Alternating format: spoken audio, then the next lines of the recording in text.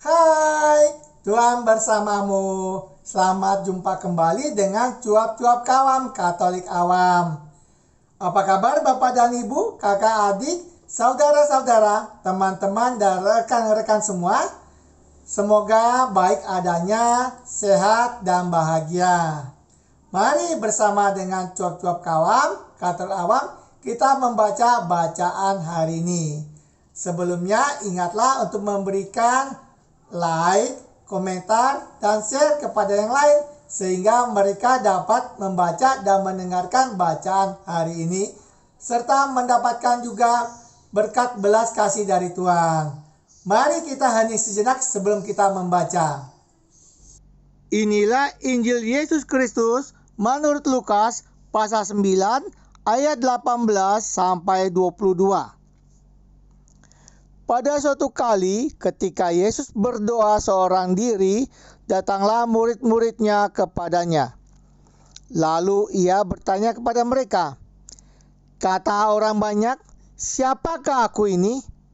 Jawab mereka, "Yohanes Pembaptis. Ada juga yang mengatakan Elia. Ada pula yang mengatakan bahwa seorang dari nabi-nabi dahulu telah bangkit." Yesus bertanya kepada mereka, "Menurut kamu, siapakah aku ini?" Jawab Petrus, "Mesias dari Allah." Lalu Yesus melarang mereka dengan keras supaya mereka jangan memberitahukan hal itu kepada siapapun.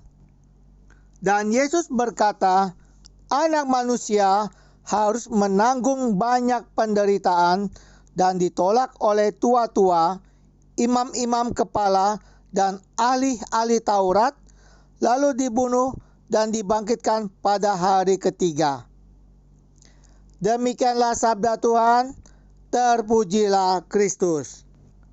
Setelah mendengarkan sabda Tuhan, mari Bapak dan Ibu, kakak dan adik, saudara-saudara, teman-teman dan rekan-rekan semua bersama dengan cuap-cuap kawam Katolik awam, kita mendengarkan renungan yang dibawakan oleh Romo R.D. Victorius Rudi Hartono dari Paroki Alam Sutera, Gereja Santo Laurentius. Bapak, Ibu, saudara-saudara terkasih yang dicintai Tuhan. Ada seorang anak, dia merengek kepada ibunya karena kelahiran adiknya yang baru. Ia rindu iri juga seperti mamanya sering menimang-nimang. Dia meminta demikian, "Ma, boleh enggak kakak menimang dede?"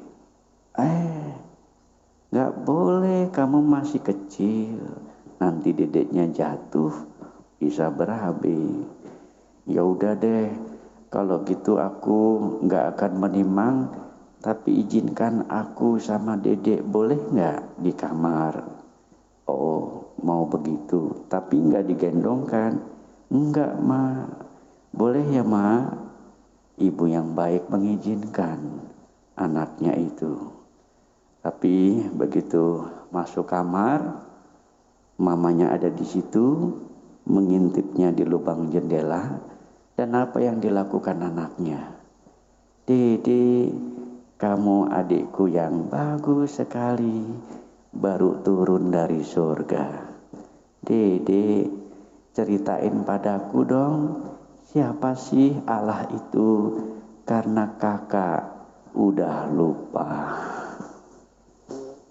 Mendengar apa yang diperbincangkan itu, ibunya kaget. Benar juga ya. Apakah Allah kita sudah kita lupakan dalam pertumbuhan Anda dan saya menjadi dewasa?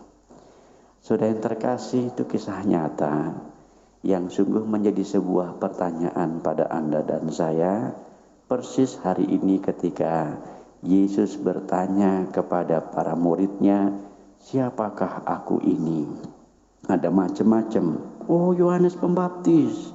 Oh, Elia. Oh, seorang nabi yang dulu itu loh, dia telah bangkit sekarang. Kayak pengalaman reinkarnasi. macam-macam kata orang.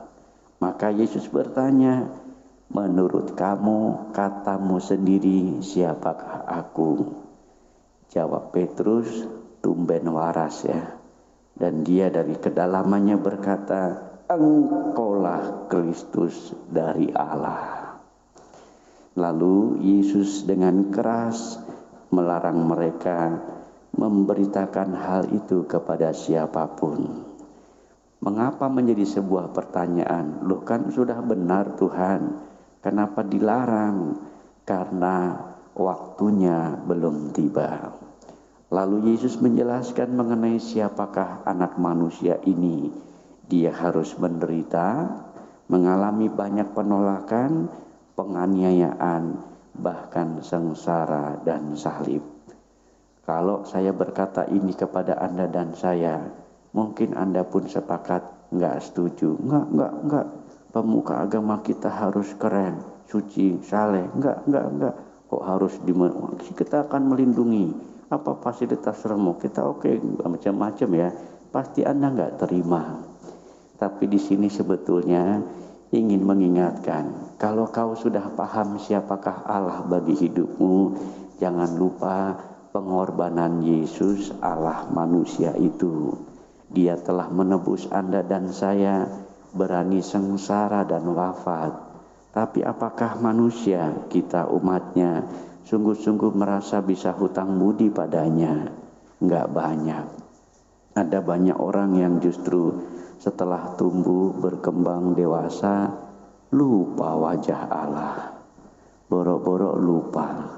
Ke gereja aja KTP-an, anggot-anggotan. Dan ini menjadi sebuah perspektif. Siapakah Allah di tengah paroki kita yang super megah ini? Kalau tempat megah ini menjadi tempat kita semua berwawan rasa dengan Tuhan, puji Tuhan. Tapi kalau tempat yang indah ini hanya menjadi museum peninggalan bersejarah, ya inilah yang dikatakan engkau tidak kenal siapa Allah dalam hidupmu. Di Eropa, waktu kita ke sana, kita kadang melihat gerejanya megah-megah. Waktu itu juga kita bisa ikut misa minggu di sana. Ya ampun, gerejanya megah, katedral, tingkat, pokoknya dewa deh ya. Tapi begitu melihat misa cuma 30 orang. Itu pun usianya TOP BGT. T tua, O ompong, P peot, BGT bingit. Anak mudanya kemana? Orang-orang dewasanya mana? Anak-anaknya mana? Hampir tidak ada. Bahkan pernah kita melihat bangunan gereja yang megah hanya menjadi sebuah tinggal kenangan. Apalagi kalau kita berziarah, foto-foto, cekrek, gue ada di sini loh, gue di situ loh, gitu ya. Tapi nggak ada isinya di dalam. Dan itu pun kita boleh bertanya, percuma. Tidak ada Tuhan di dalam hati orang itu. Banyak gereja-gereja tutup di Eropa. Ngeri ya. Lebih baik kita utus umat kita ya, berbondong-bondong ke sana ya. Wah, kalau di Asia sampai luber-luber, tenda-tenda, aula pun dipakai ya. Apalagi masa pandemik ini ya. Rindu masih keren. Mari kita berdoa untuk Anda dan saya. Semoga semakin tumbuh berkembang, kita bisa memahami siapakah Tuhan dalam hidup kita. Jangan pernah lupa wajah Tuhan. Kalaupun Anda dan saya terpaksa tumbuh berkembang, bergesekan dengan dunia kita, sekularisme, jangan pernah lupa cita-cita surgawi. Selalu bertanyalah setiap hari, siapakah Tuhan bagi hidupku?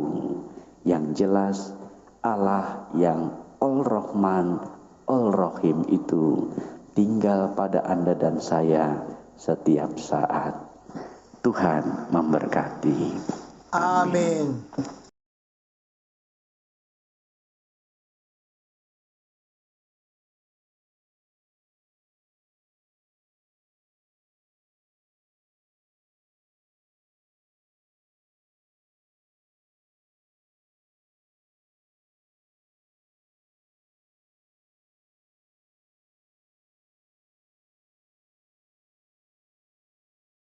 Tuhan bersamamu. Terima kasih Bapak dan Ibu, kakak dan adik, saudara-saudara, teman-teman, dan rekan-rekan semua yang telah ikut serta membaca bacaan hari ini. Sampai jumpa kembali dengan cuap-cuap kawam Katolik awam. Salam sehat, sejahtera, dan bahagia. Tuhan memberkati.